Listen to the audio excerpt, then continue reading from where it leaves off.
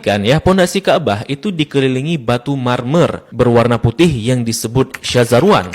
Fungsinya untuk menahan pondasi Ka'bah agar tidak rubuh atau terkikis karena dahulu daerah area Ka'bah berpasir dan terkadang berbanjir. Maka dikhawatirkan hal itu akan merobohkan Ka'bah. Oleh karenanya dibuatkanlah syazarwan ini untuk menopang pondasinya oleh orang-orang Arab dahulu. Untuk era sekarang, syazarwan ini juga berfungsi untuk menghindari adanya jamaah yang terjepit di dinding Ka'bah ketika haji. Nah, di dekat pintu Ka'bah, masih di area Syazarwan, kita akan melihat sebuah tanda berupa 8 buah batu mewah. Ini disebut dengan area Mi'jan, merupakan lokasi di mana Nabi Ibrahim dan Nabi Ismail mengadon tanah liat untuk membangun Ka'bah. Begitu pula, ini merupakan lokasi favorit Rasulullah SAW serta tempat di mana Jibril mengajarkan salat kepada Nabi Muhammad SAW.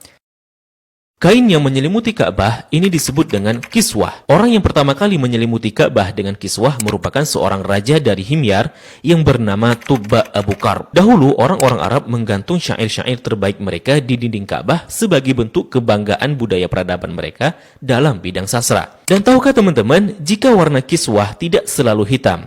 Pada awalnya berwarna putih bergaris merah dari Yaman. Kemudian menjadi putih, menjadi merah, kuning, hijau, dan yang terakhir hitam hingga sekarang. Tulisan kaligrafinya ditulis dengan benang emas bertuliskan ayat-ayat Al-Quran. Kiswah juga memiliki kain dalaman berwarna putih yang disebut bithana kiswah untuk meresap panas dari dinding Ka'bah. Biasanya kain kiswah diganti pada tanggal 9 Dzulhijjah dan bekasnya dipotong-potong untuk dihadiahkan kepada orang-orang tertentu. Nah, dari pintu Ka'bah, di sebelah kiri pojok Ka'bah tersimpan Hajar Aswad di dalam sebuah cangkang berwarna perak. Pintu Ka'bah sendiri berjarak 2 meter dari lantai. Pada awalnya teman-teman, pintunya sejajar dengan lantai. Namun karena terjadi perampokan isi Ka'bah, kemudian orang-orang Quraisy berinisiatif untuk meninggikannya. Nah, dalam perjalanan sejarahnya, pintu Ka'bah telah berubah-ubah baik bentuk, sendi maupun bahan bakunya. Pintu yang ada sekarang merupakan hadiah dari Raja Khalid bin Abdul Aziz, Raja Saudi, dan dilapisi emas murni 99 karat seberat 280 kg dengan total biaya 46 miliar. Dan itu dana dari tabungan Raja Khalid sendiri. Nah, pintu ini memiliki kunci dengan desain klasik dan secara turun-temurun sejak dahulu kala dipegang oleh keluarga keturunan Qusay bin Kilab bin Murrah. Dan pintu ini hanya dibuka 2 kali selama setahun, yakni pada awal bulan Sya'ban dan awal bulan Zulhijjah untuk dibersihkan. Dan untuk memasukinya diperlukan tangga portable. Dalam Ka'bah sendiri tidak memiliki lampu, sehingga ketika memasuki Ka'bah maka akan diterangi dengan penerangan dari luar.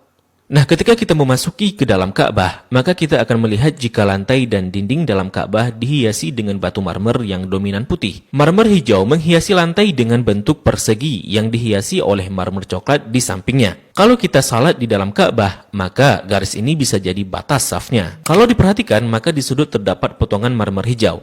Ini sebagai tanda bahwa Rasulullah SAW melakukan salat di tempat ini saat memasuki Ka'bah. Begitu juga di bagian pojok dan dindingnya dihiasi 1, 2, 3 marmer hijau. Di bagian atas juga terlihat ada beberapa buah saluran udara yang didesain sedemikian rupa. Jika kita mengadah ke langit, maka kita akan melihat jika langit-langit Ka'bah dihiasi dengan kiswah berwarna hijau. Jika diperhatikan, maka terdapat tulisan Ya Manan yang artinya Maha Pemberi. Kemudian di bawahnya sebelah kanan bertuliskan Ya Dzal Jalali yang artinya yang memiliki keagungan. Lalu di sampingnya bertuliskan Wal Ikrami yang artinya yang memiliki kemuliaan. Di bawahnya tertulis penggalan surah Al-Baqarah ayat 144 yang berbunyi Qad nara taqalluba wajhika fis samai falanuwalliyannaka qiblatan tardaha fawalli wajhaka syatral masjidil haram. Kemudian di tengahnya bertuliskan kalimat tauhid La ilaha illallah Muhammadur Rasulullah. Dilanjutkan di bawahnya bertuliskan surah Ali Imran ayat 96 dengan bunyi Inna awwala baitin wudi'a lin-nasi lalladzi bi Bakkata mubarakan wa hudan lil alamin. Kalimat ini tertulis berulang-ulang hingga memenuhi dinding atas dan langit-langit Ka'bah. Di bagian atas terlihat jika langit-langit Ka'bah ada 3 penyangga yang kemudian ditopang oleh 3 tiang dari kayu dengan diameter 44 cm dengan jarak antara tiang 2 meter sekian. Tiang ini dihiasi dengan 6 hiasan cincin terbuat dari emas.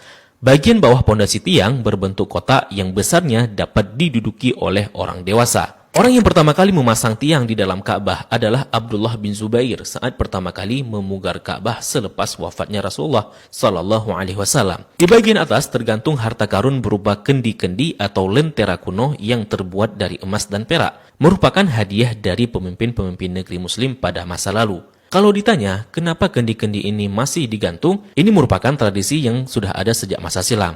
Nah, di bawahnya, tepatnya di antara tiang, terlihat sebuah meja heksagonal berwarna putih dengan atasannya dihiasi marmer hijau. Memiliki kabinet penyimpanan dengan 2 pintu dan 4 engsel. Memiliki 2 pegangan. Ini berfungsi untuk menyimpan bukhur dan minyak wangi seperti kasturi, ember, gaharu, dan sebagainya yang nantinya digunakan untuk mencuci dan membersihkan Ka'bah. Dan ini merupakan wadah untuk menaruh wangian. 2 sisi dinding Ka'bah terdapat 1, 2, 3, 4, 5, 6, 7, 8, 9, 10 buah plakat yang tertempel di dinding Ka'bah dengan warna yang berbeda dan terbuat dari batu alam. Salah satu yang mencolok adalah plakat yang tepat berada di depan area Rasulullah Salat.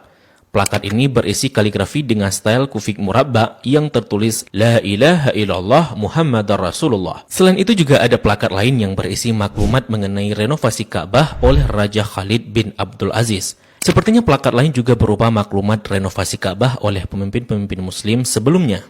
Di sampingnya terdapat sebuah pintu yang disebut pintu At-Taubah yang sepenuhnya dihiasi dengan emas murni. Di belakang pintu ini ada sebuah tangga yang mengakses ke atas Ka'bah. Dari atas dapat dilihat jika ada pengait untuk mengikat kain kiswah dari atas. Dan bahkan kita bisa juga salat di atas Ka'bah. Jika Ka'bah tidak diselimuti kiswah, maka penampakannya akan seperti ini. Nah, kiswah Ka'bah akan diganti setahun sekali dan harganya mencapai 50 miliar dengan berat 650 kg. Kiswah juga berfungsi untuk menghindari dinding Ka'bah dari keretakan akibat panas matahari. Nah, inilah gambaran dari Ka'bah dan apa-apa saja yang ada di dalam Ka'bah.